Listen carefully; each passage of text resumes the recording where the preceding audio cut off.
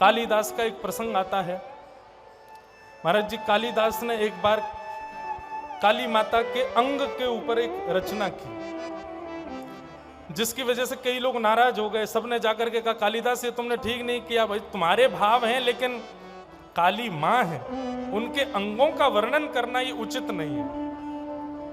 और जिसके कारण राजा ने कालिदास, जो कि राजा कालिदास का ही शिष्य था, उस राजा ने अपनी राज पदवी पर बैठकर के कठोर नियम लिया और कालिदास को देश निकाला कर दिया।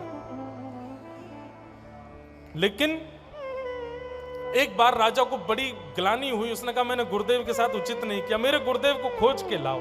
सबने खोजा लेकिन कालिदास नहीं मिले। तब राजा ने एक आधा श्लोक लिखा और लिख करके सब जगह लिखवा दिया। बोले कि जो इसको पूर्ण करेगा 500 सोने की मोहर दूंगा, क्योंकि वो जानता था कालिदास के अलावा इसको कोई पूर्ण नहीं कर सकता। जो पूर्ण करेगा मतलब वो कालिदास का परिचय जानता है कि कालिदास कहां होंगे। श्लोक क्या था?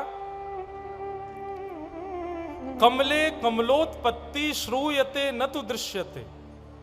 आधा श्लोक था कि कमल से कमल उत्पन्न होना ये केवल सुना जाता है, देखा कभी नहीं गया है, इसको पूर्ण कीजिए।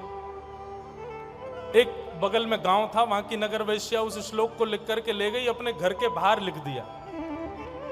उसने भी नीचे लिख दिया, जो पूर्ण करेगा उसको 100 सोने की मोहर, 500 तो राजा देगा, 100 उसको दे दूंगी। कालिदास की एक दिन उस पर दृष्टि पड़ी और कालिदास ने जैसे ही देखा ना, तुरंत ऊपर चढ़ गए और कलम लेकर के उस श्लोक को पूर्ण कर दिया। बाले त्वम मुखाम भोजे कथम इंद्री वरद्वयम। जब वो वैश्या आई, आकर के पूछा, महाराज आपने क्या अर्थ किया इसका? बोले, कमल से कमल उत्पन्न होना ये केवल सुना गया है, देखा नहीं गया, लेकिन मैंने यहां लिखा है भगवान का मुख कमल है और उस पर 2 नेत्र कमल हैं, कमल से कमल उत्पन्न हो गया। तुम मुखाम भोज कथम इंद्री वरद्वयम। ठाकुर जी का मुख कमल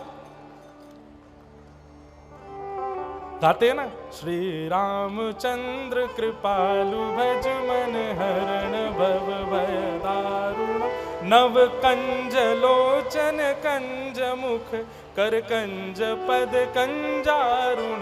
कंज मतलब कमल। ठाकुर जी का मुख कमल, नेत्र कमल, हाथ कमल, कान कमल, पैर कमल। कालिदास कहते हैं भगवान का मुख कमल है, उस पर 2 नेत्र कमल हैं। हे बाले, हो गए कमल से कमल उत्पन्न। उस वैश्या ने क्या किया? कालिदास को अपने घर में बुलाया कि आप थोड़ा कुछ जलपान करो, और किसी वस्तु में विष मिला करके पिला के कालिदास को मार दिया।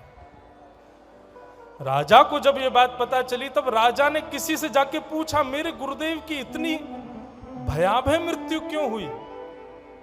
ऐसा उन्होंने क्या पाप किया कि उनको इतना कठिन मृत्यु का रूप देखना पड़ा?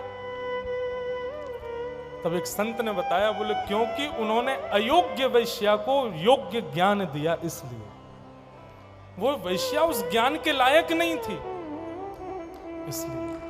इसलिए भैया एक बार प्रयास किया करो केवल। यदि कोई भगवत विमुख व्यक्ति एक बार के प्रयास में भगवत सन्मुख नहीं होता है, उसके पीछे मत पड़े रहो। ठाकुर जी के यश की गरिमा बनाओ, ठाकुर जी के यश की एक महिमा रखो।